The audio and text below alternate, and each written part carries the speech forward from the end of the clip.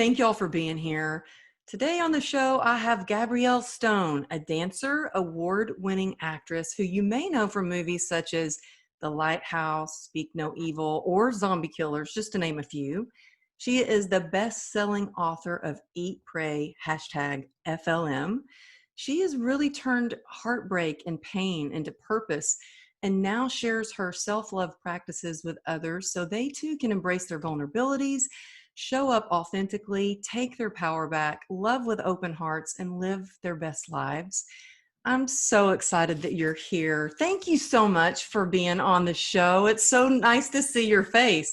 Oh, I'm so happy to be here. Thank you for having me. Well, I wanted to see you in person, but we're still kind of in weird times with COVID right now. Although we're getting a little bit of our freedom back, it's still kind of a crazy time.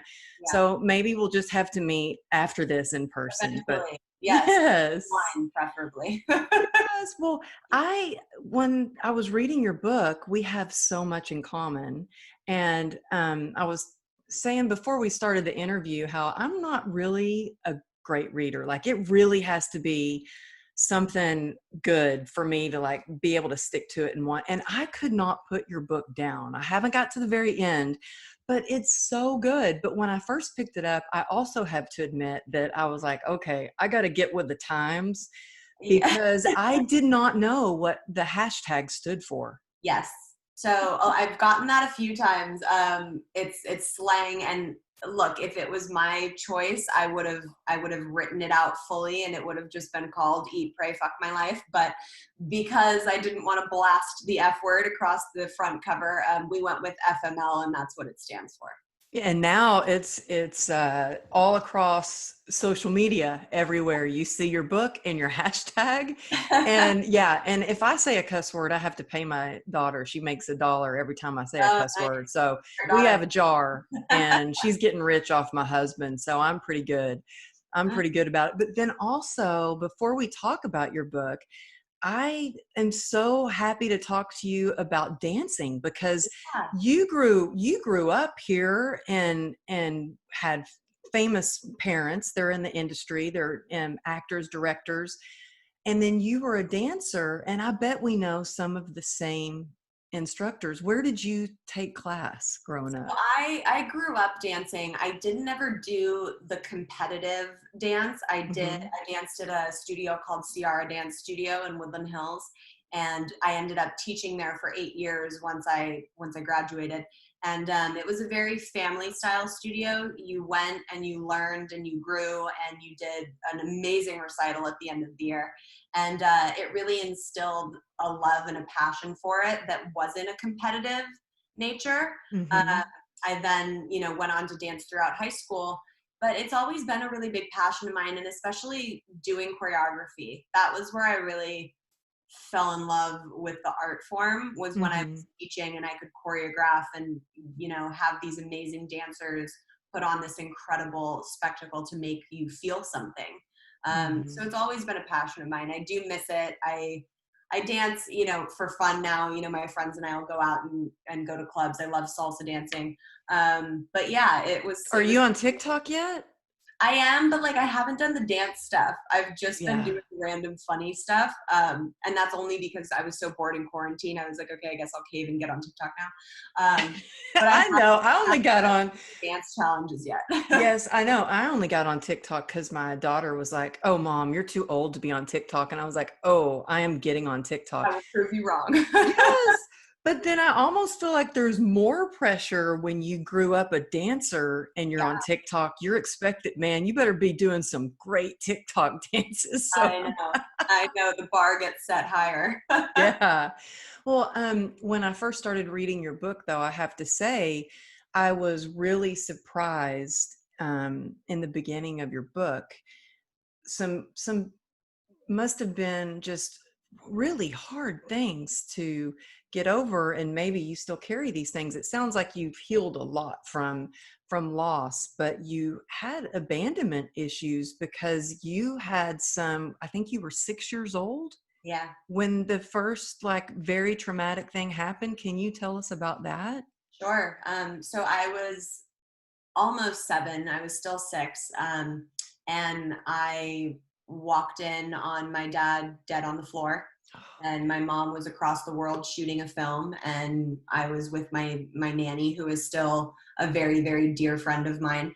And she flew home the next day, but it takes 24 hours to get home from New Zealand. And came home, and we spent a week together, and she had his memorial service and kind of got everything in order. And then I went back and got on a plane with her, and we went back to New Zealand, and she finished the film. And that was my first example of really how to handle things that erupt in my life, by my very, very strong mother. Mm-hmm. But yeah, that was the first instant I had. And I developed a belief that I carried with me throughout my entire life, which is when I love someone, they die. Um, that obviously wasn't necessarily always how it showed up. I did lose my high school sweetheart in a tragic car accident. And that was a very clear reopening of that wound. But it also shows up as, it doesn't necessarily have to be physically dying. Like if I love someone, they leave. If I love someone, I'm not in control. It showed up in many different ways. And my abandonment fear, that really put me in a place of never wanting to be by myself. And that showed up with me always having a boyfriend, or me always having friends over. And, I always had a sleepover going on, or I had a roommate. And I was never really truly comfortable by myself.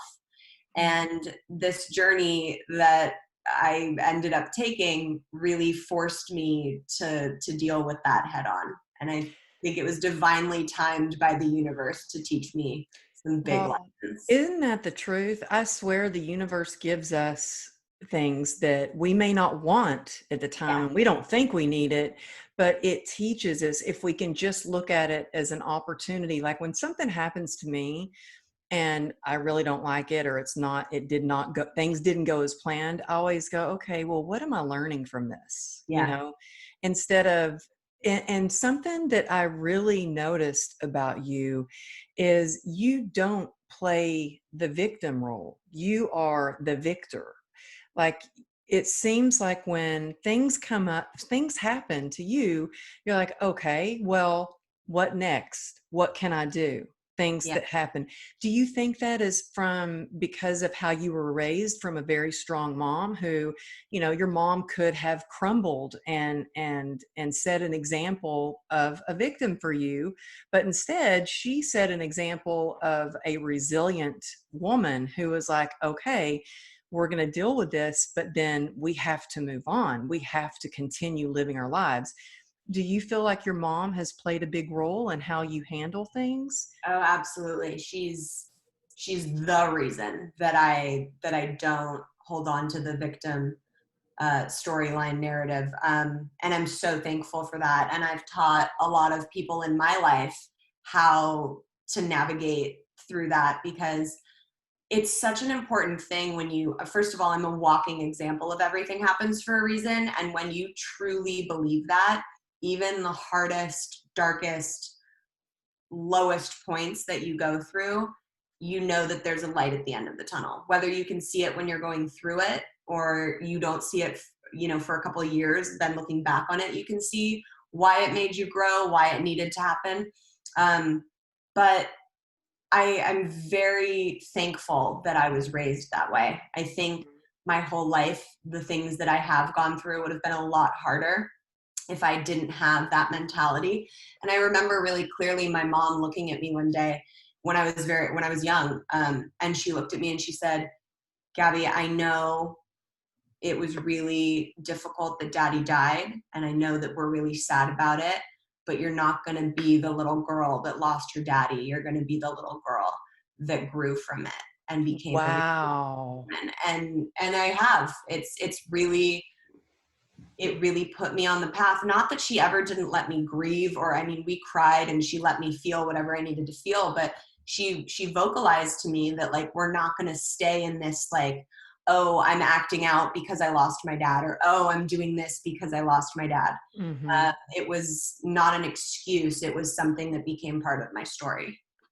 And I like that you say it's something that became part of your story, but it did not define you. Right.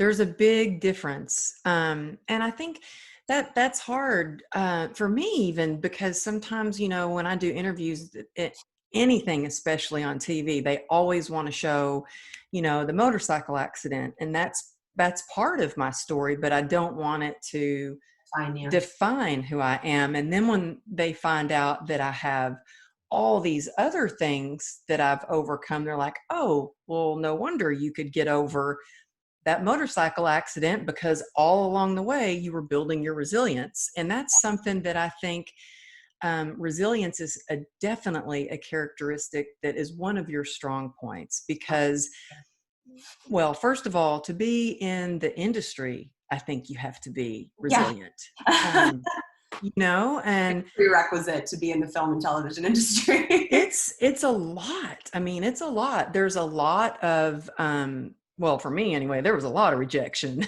There Yeah. was I moved out here to be a dancer, and I remember, from the small town that I grew up in, I was like one of the top dancers. And I moved to LA and I was like, "Oh my God, I suck."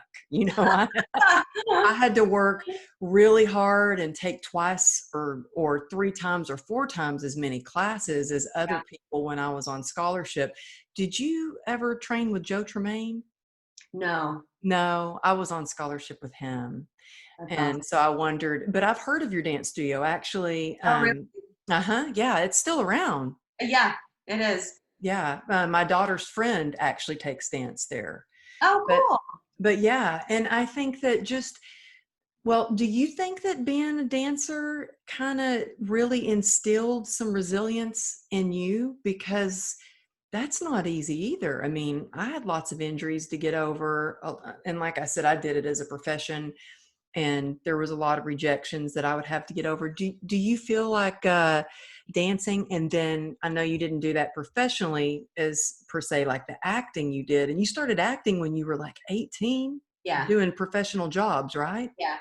That's young. Do you think that that helped you build your resilience? I think that dance helped me have an outlet and get in touch with my emotions. My favorite dances to do were the hardcore contemporary songs where you were like supposed to be crying, Yeah. because it was such an outlet for me.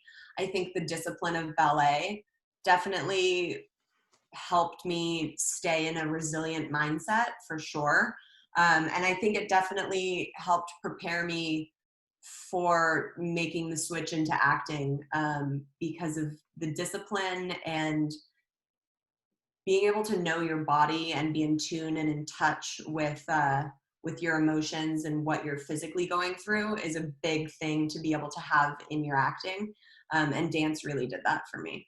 Yeah. And I think that it's so much. Well, actually, I have the book right. I'm reading Reinventing the Body, Resurrecting Your Soul by Deepak Chopra. Great It, title. it's really good. And it Is that talks his new one? about it. What? Is that his new one? No, it's Oh, really old, and it's one of okay. these that I've had sitting on my, table for a while, and I've just it's highlighted and stuff, but it talks so much about the mind and body connection, like what we think we become, and it's just a strong connection. And there's just things that are in there that are shocking. And when I was reading your book, I could put the two books together, and they really related, like what you went through with your husband when you were married, who cheated on you. Mhm. And and by the way, when I read that part, I was like, my first husband cheated on me too, and I was really young. And your writing, you take what is a very serious subject and you add like comedy to it. You make Yeah. it like, yeah. You're like, you could have been a detective, because what you did to figure out how he was cheating and stuff. But that just, man, I it took me back to the time 26 years ago when my husband cheated on me and used my credit card to stay at Chateau Marmont Oh, with his, and I'm like, dude, you used my credit card. How dumb can you be? really though. That's a new. Yeah. Yeah. But we didn't have social media like Right. we do now where you can kind of track people. Yeah. But the way you handle, tell me about that time that must have been so hard. Here you've been through life where you've lost your dad, you've lost the first love of your life, and now you're losing someone, but in a different way. And tell me about that time. So just to give everyone a little bit of context, and this is also what the book is about, I was married for almost 2 years and found out my husband was having an affair with a 19-year-old for 6 months. I filed for divorce, left. Shortly after that, met a guy, fell madly in love with each other, had a whirlwind romance, convinced me to go on a month-long trip to Italy. 48 hours before we were getting on a plane, I told him, or he told me he needed to go by himself. And I was devastated, broke my heart like my ex-husband never could have done. And I said, well, I have a decision to make, and that's either stay at home heartbroken or go travel Europe for a month by myself. So I took a backpack and I did 6 countries over the span of a month. And that is essentially what the book is about. Um, But I have to say, that is really big because you had said earlier how your whole life you were scared to be alone. oh yeah. So So when I, you were really jumping out of your comfort zone. yeah, and that was what I meant when I said everything happens for a reason. I could even though I was so heartbroken when he told me he had to go by himself, it was clear as day that the universe was like, okay, you're going to go fix the biggest thing in your life right now. It was like a Mhm. clear delivery of like, here you go. Are you going to take the opportunity or not? And it did. It changed my life. So it was divine intervention for sure. But to answer your question about the cheating and my ex, it it's kind of wild because when I first sat down to write the book, I wasn't even going to include like the stuff about how I found out everything, and I was just going to kind of be like, yeah, I was married, he cheated on me, I was divorced, and this is where my story starts. And all my girlfriends were like, no, no, no. I mean, this is like an episode of CSI. You have to talk about how you found out. It's Well, ridiculous. it was pretty darn brilliant, I have to say. If um, so to me, I'm so disconnected from it and him and that part of my life. He's very much so just a character in my story at this point. Mhm. I feel really lucky that he made it so easy for me to just be like, I'm done, because I would have stayed in that marriage a very long time trying to make it work Mhm. and wasted a lot of my life with a really not great person. Mhm. So I'm very oddly thankful to him for all of that. It really set me free to go, live my life the way I think it was always intended to be. And I learned so much from it. But writing about it and then really doing the audiobook was a very weird experience for me, because here I was sitting in a booth acting out essentially verbatim these Yeah. scenes, if you will, between my ex-husband and I, that I so clearly remember exactly where I was standing and exactly how I felt. And it was very strange and weirdly cathartic, to be speaking his words out loud and like voicing all of this for the first time. It was really, Yeah.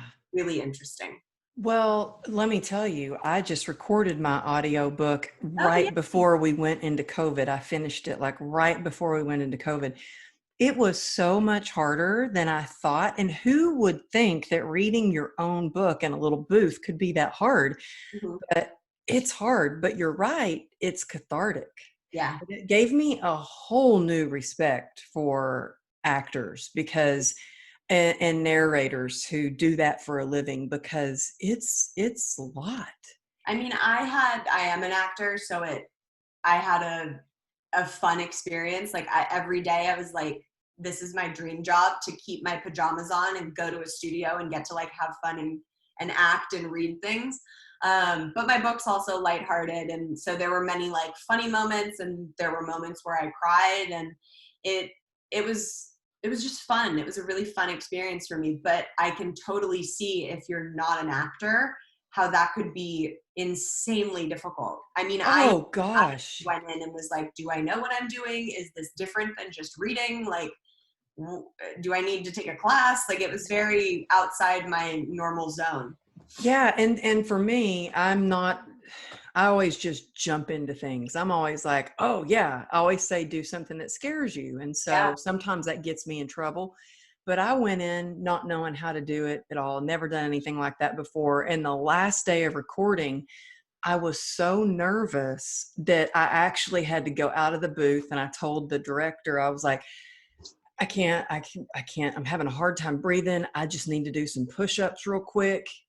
And so I went out doing push-ups, went back in. I'm like, okay, but that's how I got some of the anxiety out. Yeah. That's what I do backstage before events. It's what I do like in my office sometimes before interviews, I'll do push-ups. But yeah, it gave me a whole new respect. And I should have got your book on Audible. I'm gonna get that next because I'm like, I'm gonna have to get that next so I can hear Audio. you. Because it's different when you listen.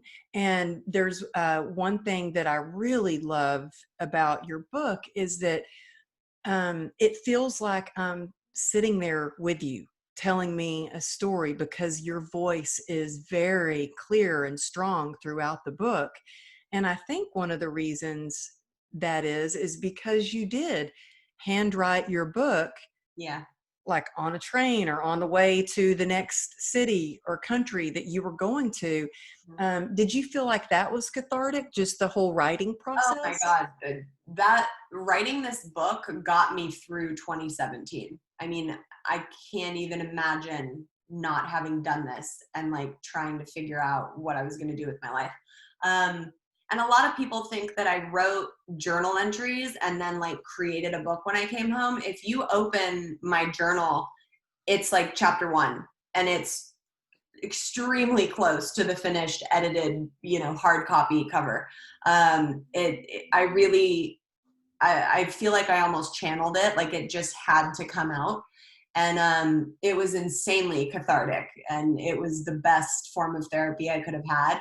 And I wrote 3/4 of it on my trip and finished it when I came home. And when I came home, it was finishing, the stuff with my ex-husband and like the beginning stuff and like, editing some things here and there. But the majority of it was written, on a train to Barcelona and like in a cafe in Paris. And while I was going through everything. And I think that's why people, when they read it, feel so with me. They're like doing this journey with me, Mhm. because it's written in the way that I talk, like I was talking to one of my girlfriends, and it's written as it was happening. And so you wrote a book and you healed yourself and you really found yourself. And one of the things that you say is you realized that we're never really alone. So that feeling that you had or maybe had some fear about, you're like, well, we're never really alone. Yeah. I think the biggest thing, and you haven't gotten to this part in the book, but the biggest takeaway that I got regarding the abandonment stuff that I had set out to really, face head on in the first place was that I'm never really abandoned because I'll never abandon myself. And when I Mhm. finally, it sounds so simple, but when that clicked for me, it was like, oh, okay. And it just, it turned me into this entirely new woman. And I came back from that trip a different person in a lot of really great ways.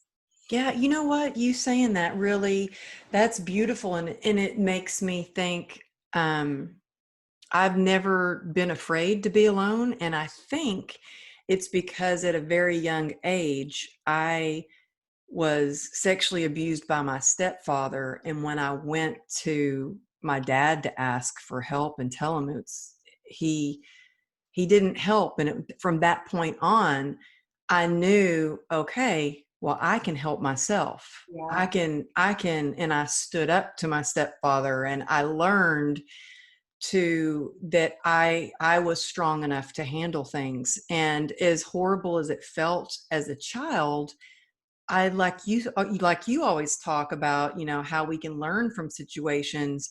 For Yeah. me, it taught me so much more that I wasn't alone because I would never abandon myself, that I No. was strong enough to get through situations, that I could take care of myself. And so I think I love the way you look at things, even with your ex-husband. Instead of, a lot of people hang on to anger and resentment, and it makes them bitter, and then they don't ever want to be in a relationship, or That the just like relationship. brings you down ultimately. It's like holding on to the anger and the resentment, that's only going to lower your vibration. And it's like, they don't care. They're off doing their thing. Uh, Exactly. so Exactly. And life is so much better when you can look at something and be grateful for the reason why it happened, yeah. because your life goes on and you have found joy and happiness, and you but back to your trip through Europe, were you ever scared that you were alone? Oh yeah. I Like, mean, I remember that first day in London walking around. It was such a mixed bag of emotions because on one hand I was like, I'm such a badass. I'm doing this. I'm here. I'm by myself. I'm adventuring. And then the other half of me was so aware that I was alone. I remember standing in the London Eye and being like, everyone here is either with a family group or a couple. I am the only person that is here by myself. And it was so weird to feel that like mixture of things. And then, by the time I got halfway through my trip, it was more empowering to be alone. mhm. And I loved that I was alone. I just did my second solo trip, which was by choice this time, and it's really really life changing. Every time you can go push yourself out of your comfort zone and go travel by yourself, it will change your life, and you will learn so much about yourself.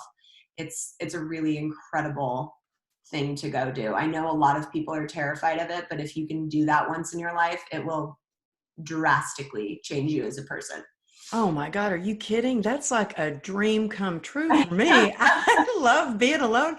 And the thought of just being on a train with a good book or something, oh my goodness, that sounds like heaven.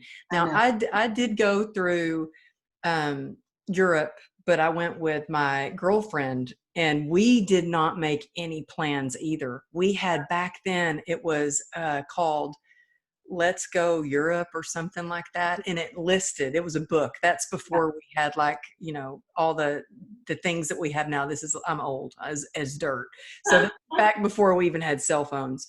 And um we had a book that named all the hostels. And so even though we were just a couple of young girls traveling across Europe, we met so many interesting Yeah. people along the way, especially in hostels. Oh, hostels are the way to go. Oh yeah. So I love parts of the book that I've read through, and that you talk about the different people that you met. Do you Yeah, still keep in touch with those people? I do. A lot of them actually. Everyone's first question. I don't know if you probably haven't gotten to Barcelona yet, but there's a guy I meet in Barcelona named Chris, and everyone's first question is always like, do you still talk to Chris? Like, did he ever come and see you? um, and yeah, I talked to a lot of people that I met on that trip. A lot of us are still in touch on Instagram. I've seen a bunch of them randomly since then. When they've been in town, we've gotten together. Um, and it's fun because whenever things get posted on my Instagram about the book that directly relate to certain characters or certain people that I met, they always message me, and it's fun and it's funny, and it's kind of wild for them on their perspective to be like, I was traveling Europe, met this random girl, and now I'm in a book. Um, it's Yeah. like this wild connection that we all have, and everybody knew that I met on the trip. I told them I was writing it, so everyone was kind of like cheering me on and waiting for it to come out, and it was a really cool experience to have with the people that I met. Oh, I love that. And I love that you said that, you started to feel more empowered when you were on this trip, and you probably, like, oh, I can actually meet people. I can do anything. Yeah. But because I do think it makes you feel, when you jump out of your comfort zone and you start to do things that are scary and you actually do it, it does build your confidence, and it empowers you to go do more. Did you ever come across any scary times on your trip? Because I got mugged in Oh, Europe. I'm really happy that I did not have that happen. I did. There was a time in Paris that I write about, and I like bumped into this guy on the street. He was like, "Oh, are you American? Let me take you around." And he seemed very nice and not threatening. I know me reiterating the situation is like, really, girl, like you just went with some random person, but he was like small. If there was ever I could have taken him. Like it was not a threatening situation, but he ended up walking me so far that I didn't really know where we were. It was my first night in Paris, and we ended up in like the drug dealing section of Paris where he knew everyone by name, and he started hitting on me and being very weird, and it definitely made me feel very uneasy. And when I finally got back to my hostel, I had my hands in my pockets holding my cell phone, and I felt a hand come into my pocket and go out. Luckily, I was grabbing my phone. I would have lost my shit. Uh, Oh, but yeah, it definitely, that was the only time, and that was the only city that I didn't feel 100% like fine and safe. My hostel was also in, I think, a sketchier part of town. hmm. But everywhere else, there was nothing. Like I was very just universally protected that whole trip. Well, that made me think of, this has been a long time ago, and I wish I could find that journal that I kept. But when my girlfriend and I went, we were in Italy and we met a couple of guys and we had been talking with them all night over dinner. And like you, it felt safe. It felt like, and they kept insisting that, we'll take you to see all the fountains. Let's go to, and we've said, no, thank you. We've seen all the fountains. And they're like, oh, but you haven't seen them at night. Mm-hmm. We'll take you to see the fountains at night. They're beautiful. And we're like, no, thank you. They're like, well, at least let us give you a ride back to your hostel. And so, yes, we get in the car with them, and they were driving further and further out of town, like out of the city limits, Yeah. and got further and further, and it got really scary. And we were like, stop the car. Where are you taking us? And I'm like, oh my God, we're being kidnapped right now. So my friend is sitting in the front seat. I'm sitting in the back. She jumps out of the car while the car's going. She just leaves. And so they freak out. They stop. I get out of the car and I'm like, dude, why'd you jump out of the car? You just bailed on me. We got to stick Right. together. Yeah, give me a 1, 2, 3. Let's do this together. And so it was luckily we did make it back okay. We got away from them, but it was a scary situation. Yeah.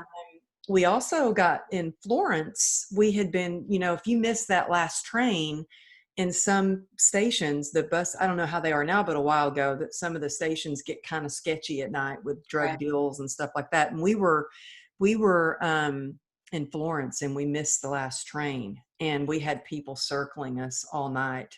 Yeah. And I was sitting on my backpack so nobody could try to come and grab it. And we finally get on the train, and I'm sitting on the train. And just when you think, okay, I'm safe, we're on the train, this guy runs up to me with a knife, and he's like, give me your money. I grabbed my knife and I was like, you're not getting our money. And his eyes got wide, and he took Like off mine just running, did.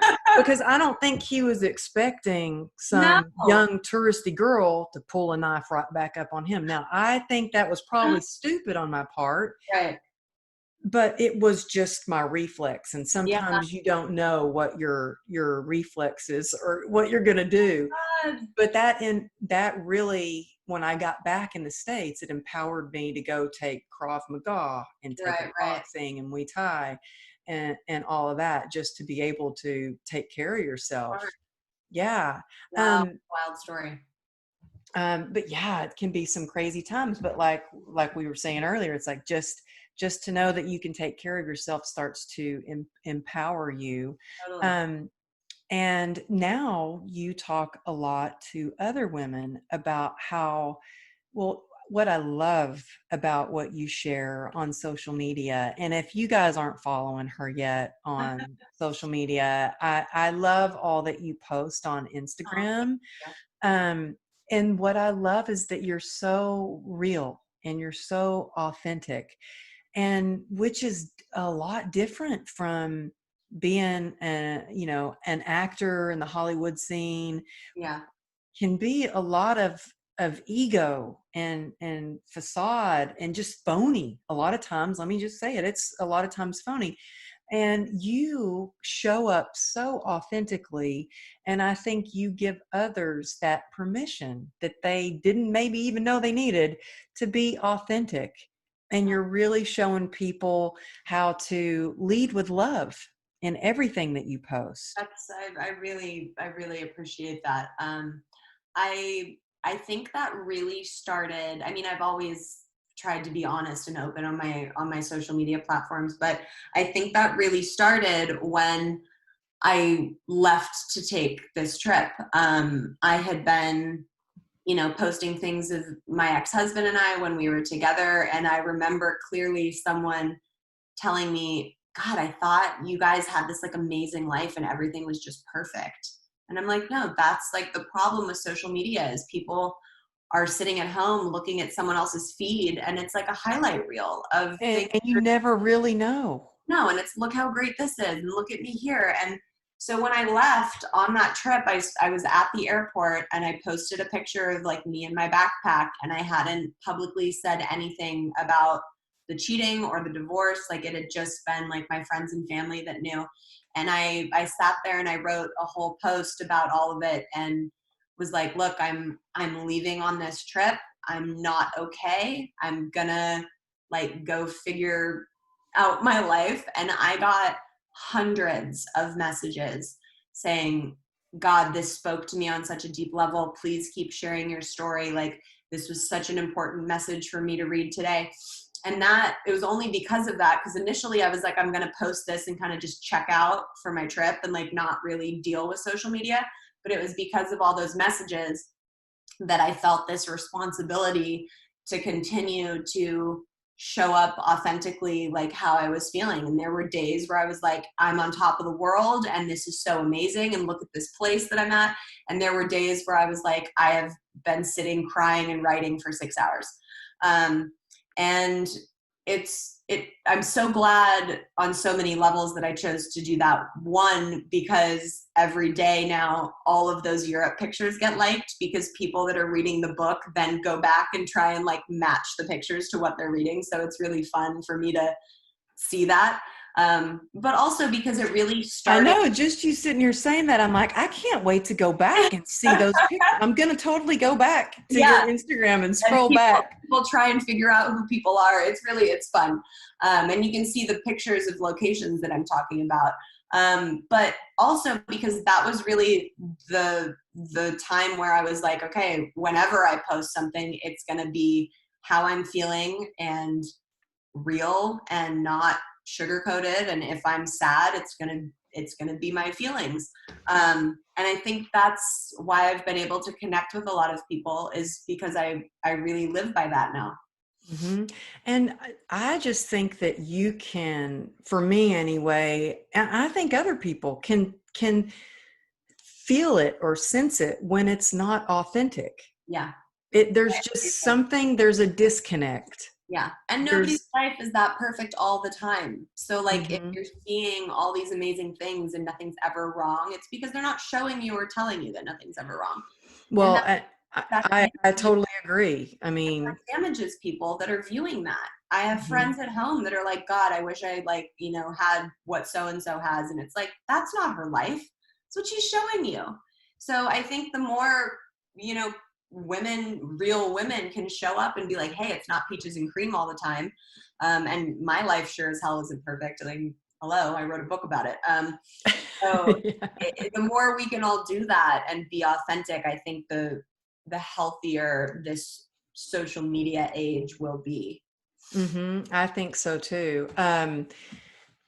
Yeah, I remember when I wrote my book and I was on my book tour, and it was insane. I had no idea that it would be so busy, and I wasn't prepared.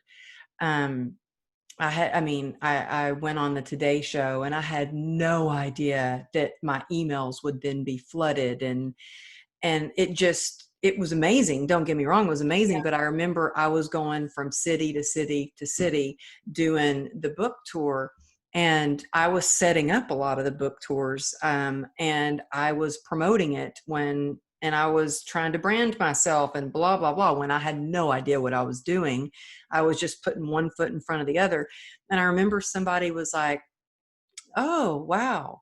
Well, your life just looks perfect. You've got a book and a husband, and you even have a little cute dog, and blah, blah, blah." And that message really inspired me. I think it was the first time I was like, "Really?" And I went snap, and I showed a picture of what I was looking at in that moment when I couldn't even put a shoe on because my leg hurt so bad, and I showed the scars on my leg, and I told what it really was like living with chronic pain every day. I mean, as we're sitting here right now, I can't have a sock on. I've got a sock on one foot, but not on the other, just because I can't have it touching my leg.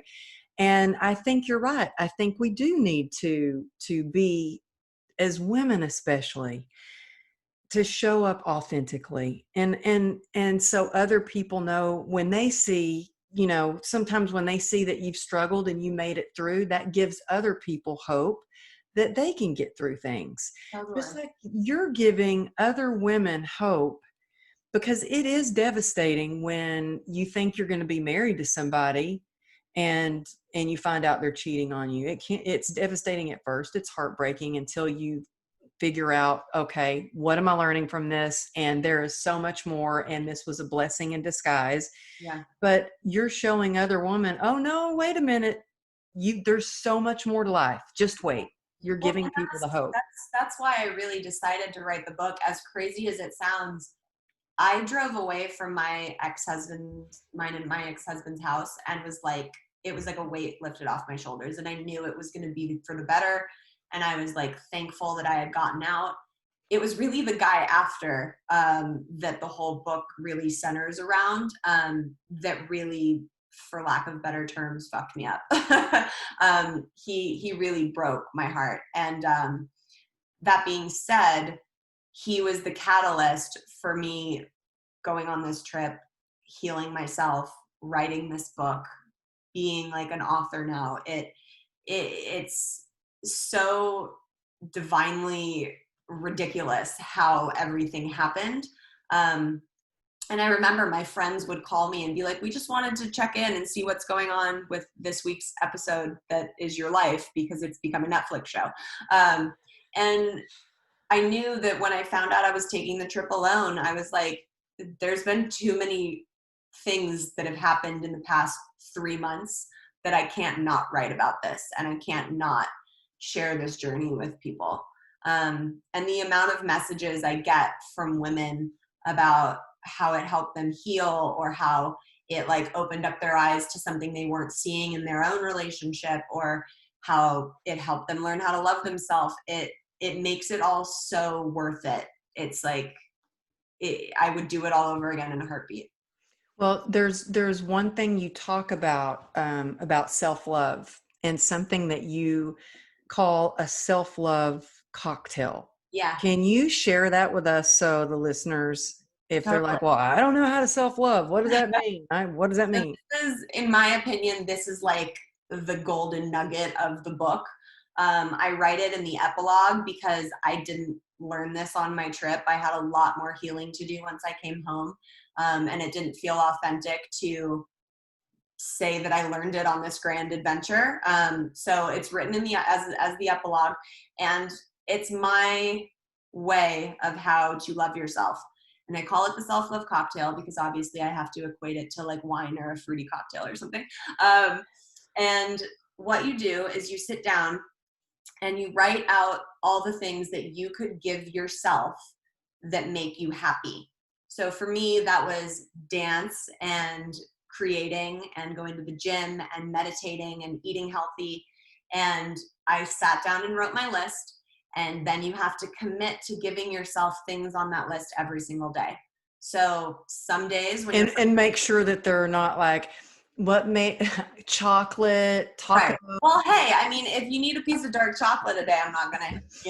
But yeah, things that make you happy that are good for yourself. Hmm. So once you sit down and you have your list, you have to commit to giving yourself those things every day. At the beginning, it'll probably be a stiffer cocktail like a vodka martini, and you can only like go to the gym and eat healthy. And then once you do that repeatedly, you can start adding in some of your other ingredients, and it becomes like a fruity margarita, and you have like a splash of dancing, a dash of creating. And you keep doing this over time consistently, and before you know it, you wake up and you're feeling so much better. And it's because you're loving yourself. To love yourself, you literally just have to give yourself things that you love. Mm. And it's so simple. And when I finally got it, I was like, oh, because I was sitting there going, okay, I'm ready to love myself. I know that's the key and answer to everything in life. Can someone let me know how to do that? Like, I'm an actor, give me instructions. And nobody could give me clear, this is what you do. I always thought it was looking in a mirror and being like, I love you, Gabrielle. You're so wonderful. And like, if you can do that, more power to you. But like, I felt weird and psychotic when I was talking to myself in a mirror. Oh Um, my God, it's so funny you say that because someone just sent me a box with a mirror inside with affirmations, and you're supposed to look in the I mirror and saw say, that on your Instagram. did you like, and I was like, oh, I feel kind of silly. I've never done that before. I mean, I am a firm believer in affirmations. I think they're Me too. powerful, but Me I've actually never looked in the mirror and been like, I am successful. Yeah. I've never And done that. look, and that's great. I do that in my meditating and in my breathing exercises. But as far as like actively being able to do something that you're in control over every single day, this was like what really did it for me, because I fell into a bad depression when I came back from that trip. And this was what got me out of it, because you can control it. When we're down and we're depressed and you don't love yourself, you feel like everything's out of control, and you're like, how am I even gonna like get to the surface, much less above water? And this is something that you can commit to little by little every single day, even if it's Hmm. like meditating for 15 minutes in the morning before the kids are up, or whatever it is. Like, you can control it and you can do it, and it makes a difference in your life. Well, what would you say to someone who is so depressed that they're like, I don't even have the energy to dance or exercise or get up and fix myself something healthy to eat. All I want to do is lay under the covers and hide from the rest of the world. What would you suggest to that person? I would first say I've been there and I get it and it sucks. And then I would say you have to decide. You have to start by making the choice. And once you do that, you don't have to get up and expend a ton of energy and go to the gym and dance. You can put on a meditation for 15 minutes and tell your brain that it's feeling better, and open your heart up and do that for a week. That doesn't take getting out of bed. Mhm. Like, do that for a week and see how things start to shift. I love that because so much of it is in our head. They're real feelings, but we have the choice to start to change those feelings little by little. And I know for me, it starts in the mind, and to have a resilient mind or body, it starts with a resilient mindset. And for me, I knew that if I could just start working out again, I would feel better because I'm the same way. yeah, and some days I don't feel like working out and I don't have energy and I'm in a lot of pain and I really don't want to do it, and it's so hard to push myself, but I focus on the feeling of how I'm going to feel afterwards, and Yeah. that's how I get myself to Yeah. do it. I'm like, okay, well, this is how I'm going to feel if I do this. So I love that. What are you working on now? Are you doing more acting? Is there another book you think you might do? Because that was a question that I got like right after my first book. Oh my God, that's like the first thing. And And I was like, dude, I barely got through this. I know. But during COVID, I did a video answering like the top questions that I get all the time, and that was one of them. And my answer is always the same, and I don't think it ever fully satisfies people, but it's the only answer I have. And I have book two in my head. I know how it starts. I know what happens, and I know how it ends. I've written small chunks of it. But it's really going to depend on when I feel the first one has reached its level that I'd like to get it to. And it's going to depend on if people give me their blessing, because it's my real life. Therefore, these are real people. Yes, everyone's names have been changed, but it's real. They're real people. And That's tough. I was really fortunate for book one that Javier and his whole family signed a release for me, They and did. yeah, he was very supportive and like championed me doing it. And I was really grateful for that, because I don't think I could have released it with a good conscience otherwise. Um, Hmm. so I hope there will be a book two, but it's to be determined, and it won't be anytime soon if there is. But yeah, I act, I direct as well. My second film is doing the festival circuit right now. Everything's obviously on hold because of COVID right now. But in January, I shot a film out in Maine. So that should be coming out probably next year. I think I have a horror film coming out later this year, unless things have been pushed because of everything that's going on. So it's been nice because, you know, we talk about the resilience as an actor. It was always book a job, book a job, book a job. And it wasn't in your control, because it was like, well, I can't book a job until my agent gets me an audition. And like, there was only so much you could do. And then I started directing, and it opened up this whole new, path for me. And then when I wrote the book, it was like a whole separate path that I was able to go down. And it's really given me a lot of peace and freedom as a human, being able to have different outlets, and things that like fulfill my creativity. And it's really been a big blessing in my life. I think that's really important to have those outlets. And I think that's what has gotten me through a lot of trauma is I've always had a creative outlet and there's always something that I can do. Yeah. Um, so do you think that your book will be made into a movie? Well, I see it best as a limited series, like an 8 episode bingeable Netflix style show. I'm Um, in. I'd watch it. there's been talk, and we're looking into the options. So I mean, it's very far off, but I would love to see it on screen. That would be a really fun ride for me to. Yeah, that would be awesome. Well, just thank you so much for being here. What are besides on Instagram, which is just your name, Gabrielle Stone. Yeah. What's the best way for people to reach you and get your book? So I'm most active on Instagram. I am also on Facebook and Twitter. Everything's Gabrielle Stone. The book is at Eat Pray FML. I love hearing from people that are reading. I repost stuff. I answer any DM I get that's about the book. So I'd love to hear from people. It's available exclusively on Amazon. So you just type in either my name or Eat Pray FML, and it'll come up. And there's ebook, paperback, audiobook, and yeah, you can get it there. Quick and easy. Oh, Quarantine that's food.